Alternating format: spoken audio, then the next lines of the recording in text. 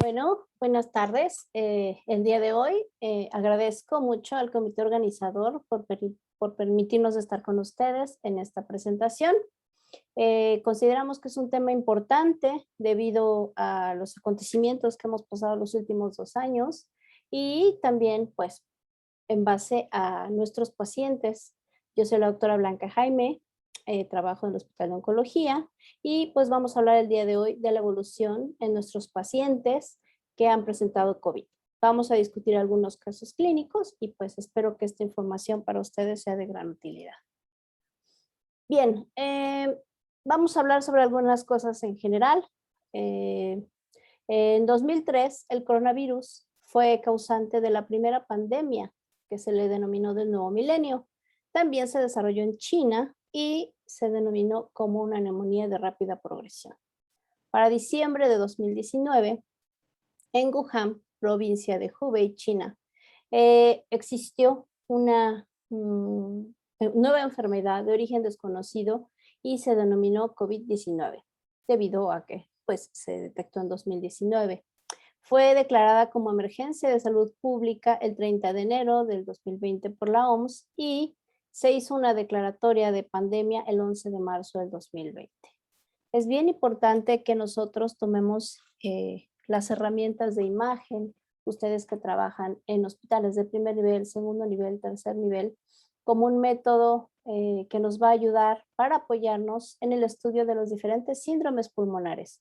Es importante saber que los medios diagnósticos, como vamos a hablar de la placa de tórax y de la tomografía, nos van a ayudar para la detección, el monitoreo y el seguimiento de nuestros pacientes.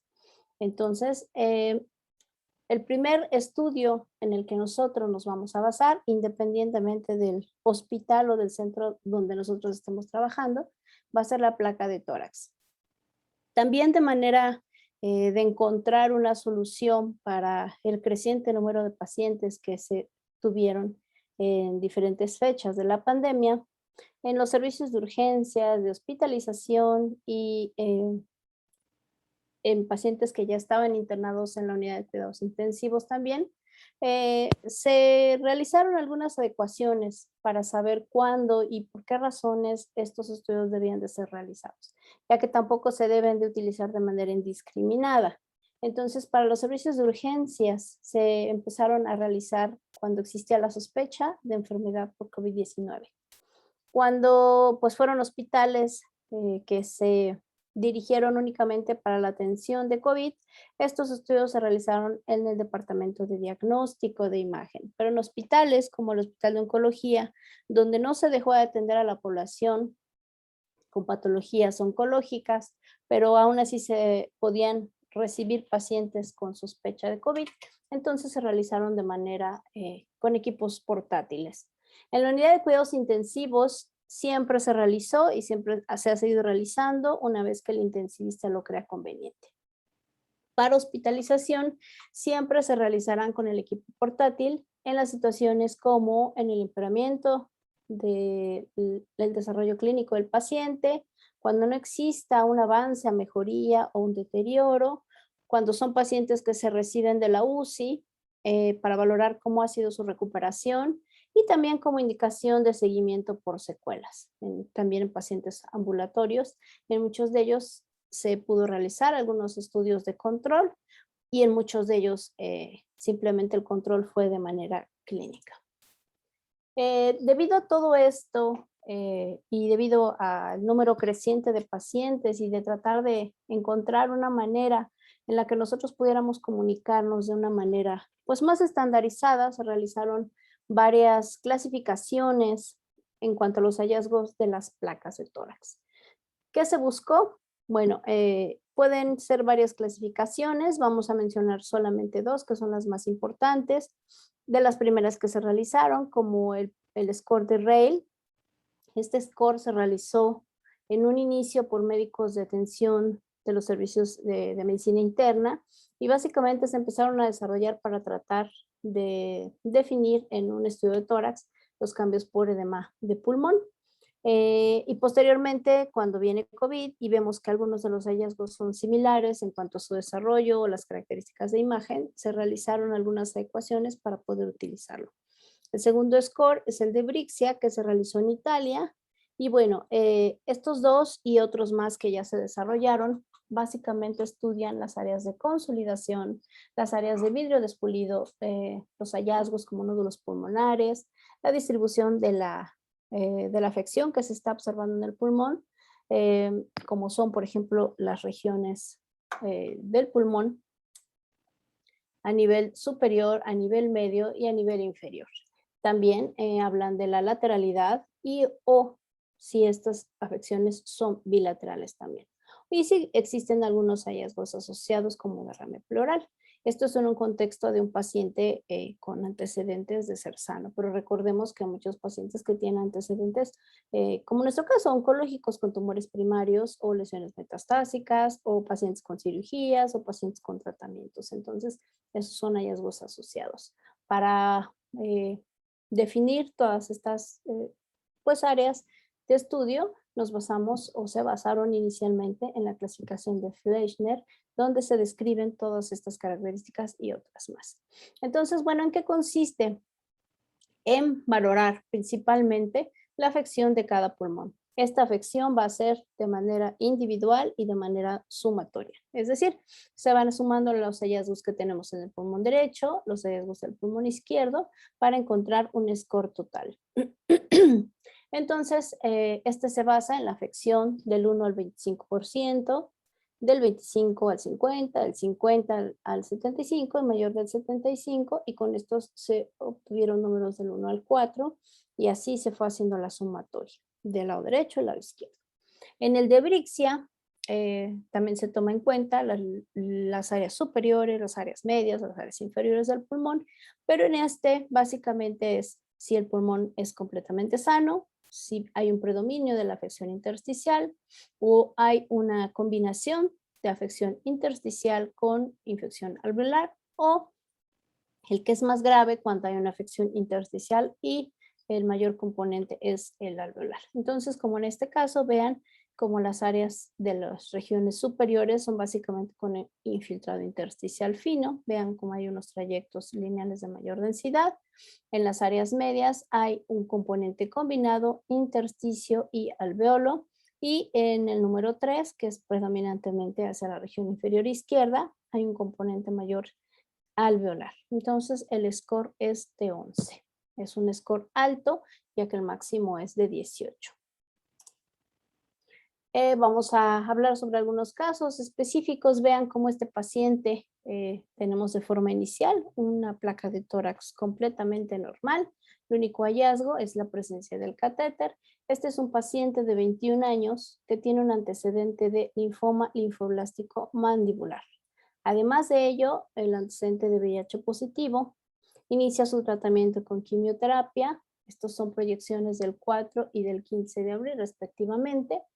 Y el paciente inicia con toxicidad post-quimioterapia. En esto, pues obviamente su inmunidad baja, existe neutropenia y existe una propensión como tal a las infecciones. El día 28 de abril, 20 días después más o menos, vemos cómo ya empieza a cambiar la característica que tenemos en el parénquima pulmonar. Vean cómo la región pues superior básicamente aún todavía se respeta, pero tenemos ya hallazgos donde hay áreas de consolidación de predominio alveolar, algunas intersticial y en el lado izquierdo de predominio intersticial. Para el pulmón derecho es el que está más afectado. Para la escala de Rales fue una sumatoria de 5, para el de Brixia también de 5, y pues en Brixia en el pulmón izquierdo hay una combinación tanto de patología alveolar como intersticial, dándonos un número 3, por eso se hace alto.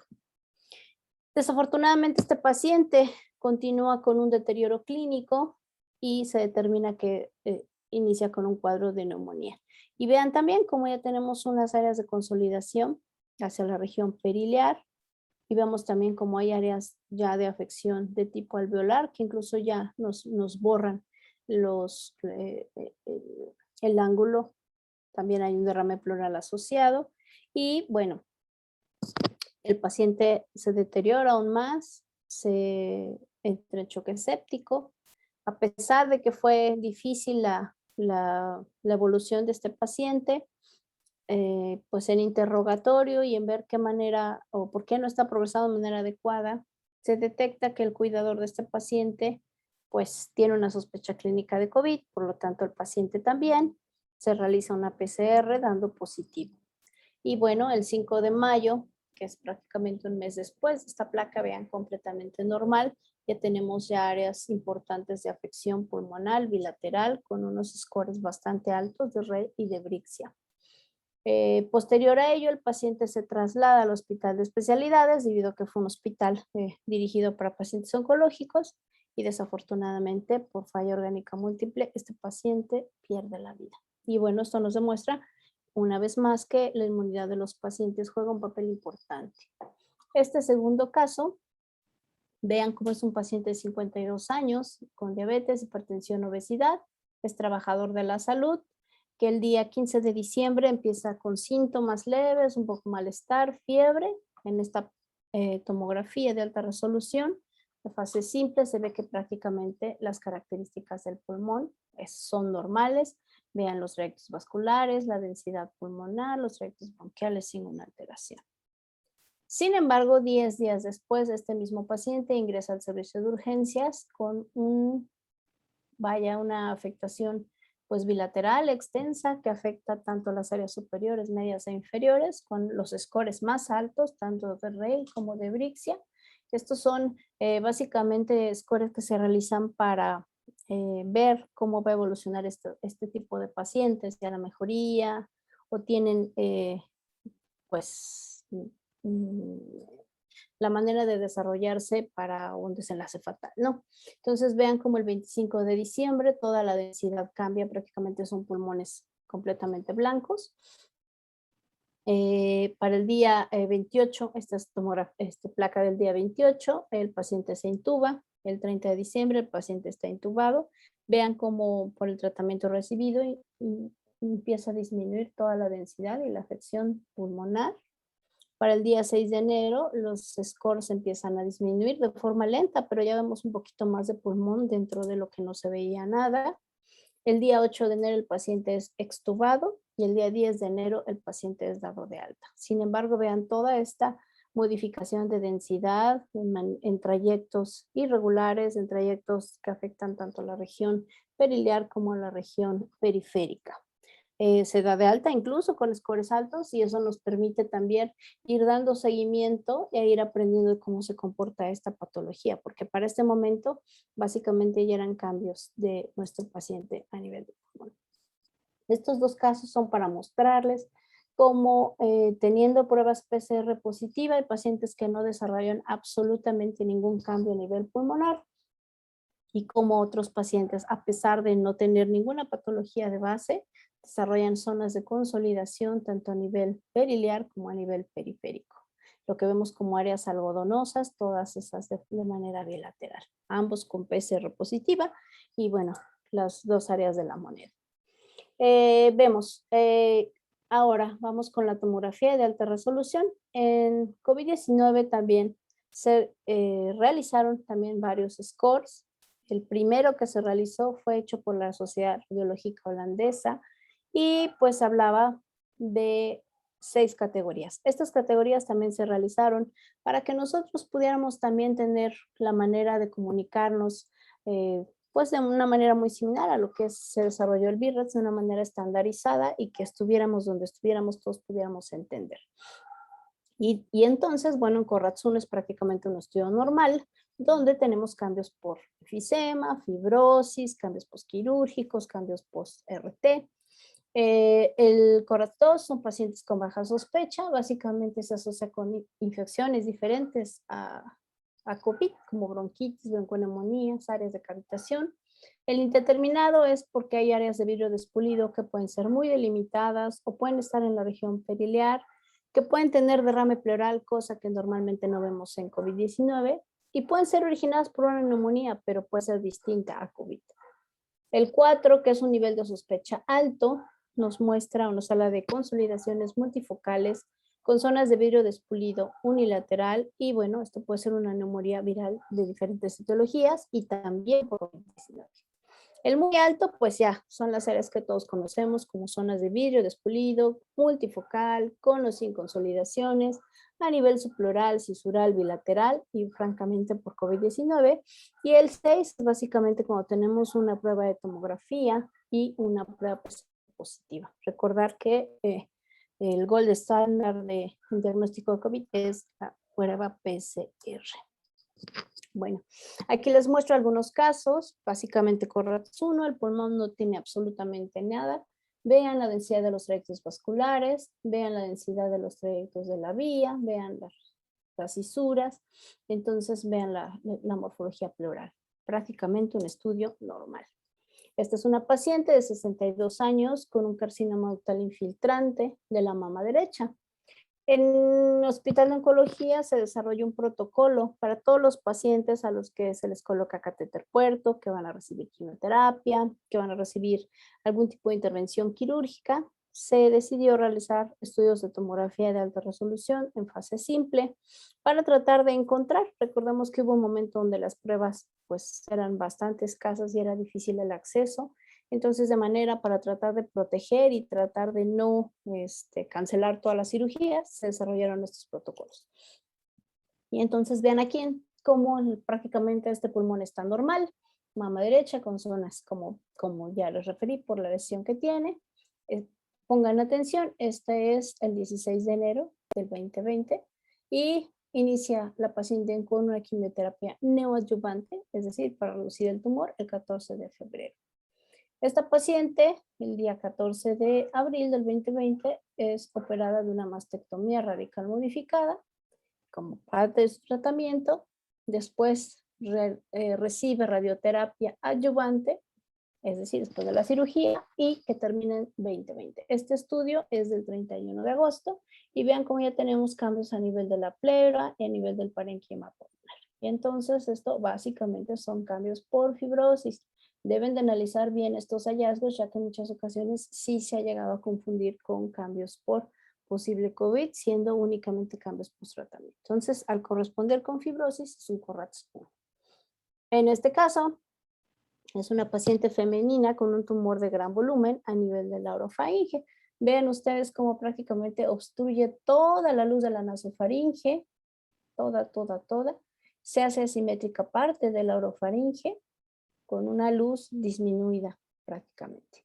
Si analizamos, es un estudio en fase contrastada, no tenemos alguna otra repercusión, no hay actividad ganglionar. Esta es una reconstrucción coronal para que vean la extensión de la lesión y vean en este caso la extensión, que disminuye bastante la luz. Este estudio fue el 14 de enero. Como parte de su protocolo se realiza un estudio de tomografía de tórax para ver si no existe una lesión a otro nivel. Y vean cómo en esta zona muy limitada de la región lingular inferior tenemos un área de mayor densidad, a lo que nosotros denominamos vidrio despulido. Este vidrio despulido nos permite ver perfectamente el trayecto de los vasos y es una zona que está muy pegadita a la cisura mayor. Entonces esto pues es un hallazgo indeterminado, es un hallazgo que se debe de tomar de sospecha y así fue dado como un CORRATS 3, la paciente completamente asintomática, pero bueno, por la sospecha y por las fechas que vemos que se desarrolla todo esto, se decide diferir la cirugía con medidas de aislamiento. Se realiza un control, que son estos hallazgos que vemos aquí, como ya disminuyó la zona de vidrio despulido, vean aquí cómo se autolimita prácticamente y ya prácticamente se define como que corresponden con atelectasia, laminares y fibrosis, algún cambio, algunas estructuras pulmonares a veces, zonas de infección nos pueden dar esto.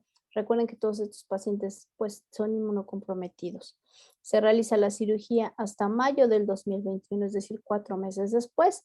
Y pues bueno, el hallazgo histopatológico afortunadamente no maligno, o bueno, no con un grado de malignidad alto, y correspondió a un hemangioma cavernoso. Este es otro caso, este es un paciente de 39 años, deportista con antecedente de hipertensión arterial, también trabajador de la salud, que inicia con malestar general, agotamiento, fiebre. Al ser trabajador y tener pues el acceso un poquito más o menos restringido a estos estudios, se realiza un estudio de tomografía y vean cómo este paciente ya tiene un vidrio despulido bien instaurado. ¿Cuáles son las características de estos hallazgos que nosotros debemos de ver? Mayor densidad, que tiene una estructura, unos bordes irregulares, que parecen como nubecitas, dentro del cual nosotros podemos valorar perfectamente bien los trayectos vasculares, los trayectos bronquiales, que corresponden a zonas subpleurales o subcisurales principalmente y periféricas. En el caso de este paciente, pues vean la reconstrucción, está limitado a un área, vean, no tan extensa y que aún nos permite esas estructuras. Estos cuadros hay que grabárselos, básicamente se desarrollan entre el día 3 y entre el día 6 o 7 del proceso activo de neumonía. Ese mismo día, bueno, al ser unilateral, vean la característica, el CORRATS 4 es unilateral y de cierta forma limitado, con una tomografía del 18 de diciembre y un PCR positivo del 18 de diciembre. Entonces, bueno, se confirmó en este caso. Este es otro paciente de 34 años, también deportista. Este paciente con una categoría de técnico radiólogo encargado de, pues, de realizar también las pruebas a pacientes con equipo portátil y a pacientes que llegan externos, ¿no? Para sus estudios de seguimiento. Empieza también con fiebre, malestar general, mucha debilidad, mucha tos y bueno, este prácticamente sí es un CORRAT 5 porque bueno, pues por la extensión de la lesión, vean cómo no nada más está limitado en área, sino que ya tiene cambios en diferentes también áreas y lóbulos. Tenemos al lóbulo superior y al lóbulo inferior. Este cuadro prácticamente ya tiene un poquito más de 7 días. ¿Por qué? Bueno, porque yo ya no logro ver los trayectos de los vasos. Alcanzo a ver los trayectos de los bronquios, sí, pero yo, al menos en esta área, ya no encuentro los vasos. Entonces, esto nos habla de un proceso de días un poquito más de 9, 10 días. Y también tiene áreas que apenas se están desarrollando, entonces este proceso es activo. También con una tomografía y con una PCR positivas. Y bueno, pues la verdad es que la juventud y ser deportista también se ve que ayuda mucho para la resolución. Vean cómo prácticamente en un mes este paciente resuelve de forma completa. Esta es una paciente de 37 años con un linfoma de células grandes B. Entonces vean, mayo del 2020. Perdón. Ok. Ok, seguimos. Vemos cómo tenemos un estómago prácticamente con gran actividad tumoral. Vean el engrosamiento de la pared, cómo es importante, alcanza un 15, 20 milímetros con un refuerzo homogéneo. Vean toda la actividad que tenemos. En la región del aumento mayor tenemos ya un conglomerado también importante y otra área también bastante es en estas zonas donde está la arteria ilíaca común izquierda y sus ramas. Vean cómo tenemos un conglomerado ganglionar que incluso es isodenso al músculo psoas ipsilateral. Tenemos una reconstrucción y vean cómo tenemos la actividad tumoral a nivel del estómago y toda la actividad del aumento. Vuelvo a recordar, mayo del 2020, la paciente inicia con quimioterapia como parte del protocolo. Vemos cómo tiene ya cambios también a nivel pulmonar, a nivel del lóbulo inferior derecho, con unas áreas pues dispersas de mayor densidad que nosotros pudiéramos pensar que corresponden a un vidrio despulido. Si yo observo esto, mi obligación es darlo como una sospecha, por lo tanto se dio como un CORRATS 4, se realizó PCR que salió negativa. La paciente continúa con su esquema de quimioterapia y pues en cuanto a nuestros seguimientos, eso nos permite ver tanto el avance de las lesiones primarias, su respuesta a quimio y en este caso también la respuesta que se ha observado en el pulmón. Y vean qué bonito aquí en cuanto a su actividad tumoral, el estómago ya con una pared bastante disminuida de grosor. Ya no encuentro la actividad que se observaba en el aumento mayor y ya no encuentro el conglomerado ganglionar que tenía hacia la región de la ilíaca izquierda. Una reconstrucción coronal donde vemos que ha tenido una respuesta muy buena morfológicamente completa. Nosotros no podemos ver a nivel celular, pero bueno, morfológicamente es una respuesta muy buena. Y pues última quimioterapia fue diciembre del 2020. En esa misma fecha, vean cómo esta paciente se extiende aún más las zonas de afección. Es importante referir que ella también desarrolló cierta toxicidad a la quimioterapia recibida. Este es un estudio de abril donde se pudiera pensar que ya no vamos a encontrar los hallazgos de pulmón. Sin embargo, tenemos hallazgos pulmonares bilaterales, difusos y extensos.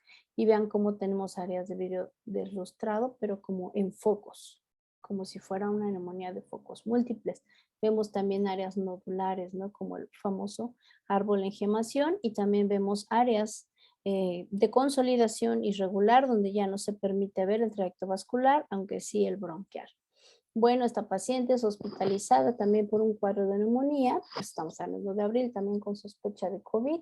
Se realizó en ella tanto prueba rápida como prueba negativa, y básicamente al ser negativas, pues esta paciente desarrolló un cuadro de neumonía viral diferente a COVID-19. Es posible que en un inicio, también en el estudio de mayo, haya tenido algunos cambios.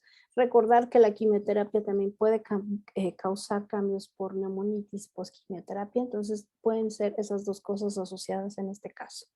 La paciente hasta ahora después ha sido de alta con una evolución favorable y bueno, en espera de ver cómo está este pulmoncito. Esta es una paciente de 62 años con un cáncer de mama derecha, HER2 puro, antecedente de diabetes mellitus, y sus estudios iniciales. Vean la gran lesión tumoral en interlínea de cuadrantes de la mama derecha. Vean el nódulo irregular de aspecto infiltrante con extensión ductal en mayo. Esta paciente se realiza su tomografía de inicio para ver su estadificación. Básicamente lo único que vemos pues es la lesión tumoral, el pulmón está completamente sano. Ella inicia, previo a esta tomografía de tapificación, su primer ciclo de quimioterapia. Y bueno, para colocación de catéter puerto, como les mencioné, también es un protocolo para que pase por una tomografía de alta resolución. Se supone que todos estos pacientes vienen filtrados ya con preguntando datos, explorando todo, y aparentemente esta paciente era sana. Cuando nos vamos encontrando estos hallazgos y vemos cómo tiene áreas también en diferentes zonas, vean mayor densidad, yo aún percibo los trayectos vasculares, está en la región adyacente a las cisuras, a la pleura también, están áreas múltiples, como limitado, pero en áreas múltiples, ¿no? La mayor afectación hacia el lóbulo inferior del lado izquierdo. Entonces vean lo que les digo, es como algodonoso, irregular, pero siempre viendo trayectos vasculares y bronquiales. Esa es la clave para que nosotros sepamos que este proceso tiene al menos, menos de 7 días de instalado. A la paciente se dan medidas de aislamiento, se reinterroga y ella acepta que tiene tos y disnea, pero que lo había atribuido también a la aplicación de la primera quimioterapia, donde se sintió bastante mal. Por pues obvias razones, la paciente no se coloca catéter y bueno, se dan medidas de aislamiento. Para enero-febrero, esta paciente ya ha concluido sus ciclos de quimioterapia. Vean la respuesta tan importante que tiene. Ya prácticamente la lesión disminuyó pues en más del 50%, el nódulo es irregular, pero pues es su tamaño mínimo. En la resonancia magnética, el área que refuerza también es de menor tamaño, entonces nosotros lo damos con una respuesta parcial mayor. Por lo tanto, esta paciente iría a una cirugía. ¿Pero qué pasó? Que le hacen un estudio en febrero de 2021 y se categoriza como un CORRAT 5. En este momento, pues nosotros no tenemos un contacto directo con la paciente, entonces es un poco difícil también poder saber si no interrogamos de forma directa. Y vemos todas estas características, vean mayor densidad, los trayectos bronquiales se ven, los trayectos vasculares se ven, pero todo esto se ve como más irregular, blanco pero más irregular. No se ve como esa nubecita mal definida que les mencioné. Y bueno, revisando los estudios previos de la paciente, pues entonces concluimos que en este momento de febrero esta paciente ya tenía cambios, pero eran cambios cicatriciales, ya no era un proceso activo. por lo cual no se debió haber categorizado como CORRAT 5. En este momento se difirió nuevamente el procedimiento de mastectomía y fue hasta abril cuando, haciendo una revisión sistemática de los estudios previos, pues nos damos cuenta que era un paciente con una fibrosis importante. Entonces vean como aquí ya prácticamente los trayectos bronquiales también se empiezan a observar como bronquiectasias. Y pues bueno, en abril, empezando nuestra atención en el hospital en mayo, casi un año después, es operada de su mastectomía radical. Y bueno, ahorita en seguimiento, ¿no? Entonces vean, pulmón sano, pulmón, como les decía, como nubecita, algodonoso, y ya trayectos más irregulares que incluso jalan un poco la cisura, la pleura, los trayectos bronquiales. Y bueno, la paciente desarrolló secuelas por fibrosis. Vean lo que les digo, se ve como algodoncito blanco, pero aquí ya empieza a jalar estructuras. Esas son de las cosas que nos ha permitido el COVID, ver cómo evolucionan. Paciente de 72 años con 2 primarios, próstata y renal, en tratamiento obviamente con quimioterapia, con lesiones pulmonares bien definidas, pues en seguimiento. Este paciente, pues precisamente por sus estudios de seguimiento, llega al hospital y vemos estos hallazgos. Vean, todo el pulmón prácticamente blanco, pero yo puedo lograr identificar los trayectos, las estructuras, las lesiones tumorales. Este es un estudio del 6 de octubre, se categoriza como CORRAT 5 y se suspende su tratamiento de quimioterapia. Cosa que, analizando ya este caso de manera específica, este paciente en agosto de ese mismo año estuvo hospitalizado con un COVID grave en un hospital general de zona. Nosotros no tenemos, vuelvo a repetir, todos esos datos, entonces pues la imagen es lo que es y entonces pues se categoriza de una manera alta. Pero pues bueno, al saber todos los antecedentes, nosotros empezamos a entender cómo estos cuadros de COVID y de fibrosis se van instalando en nuestros pacientes.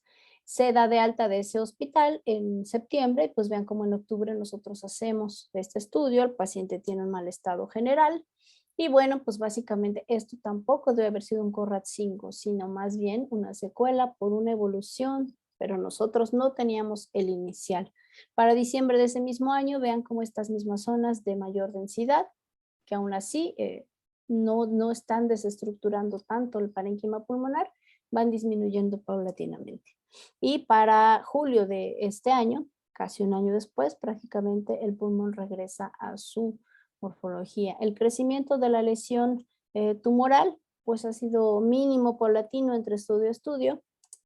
Ahora, si tomamos un estudio o una zona comparativa entre un estudio, el estudio inicial y el estudio final, sí vemos algún crecimiento, pero básicamente estamos hablando de un año y medio. Entonces, en relación al previo de julio del 2021, que fue abril, básicamente el pulmón o el paciente está en una enfermedad estable. No le afectó que se haya limitado el tratamiento de quimioterapia, pero es ojo que nosotros tenemos que tomar en cuenta.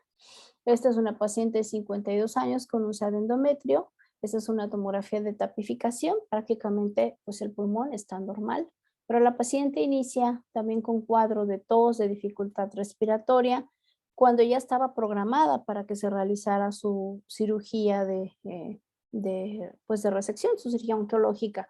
Y entonces vemos como el 20 de abril, misma fecha de la tomografía, todo es normal. El 12 de mayo ella refiere que tiene tos, dificultad, un poco de fiebre y vean todas estas áreas de mayor densidad que se disponen principalmente de manera periférica. Y el 29 de mayo, pues también todavía con mayor extensión. Y entonces esta paciente desarrolló una neumonía por COVID, se difirió su cirugía que estaba programada para mayo del 21. Otro caso como el que mencioné, 1 de julio, también categorizada como CORRAT 5 y también se difiere a la cirugía.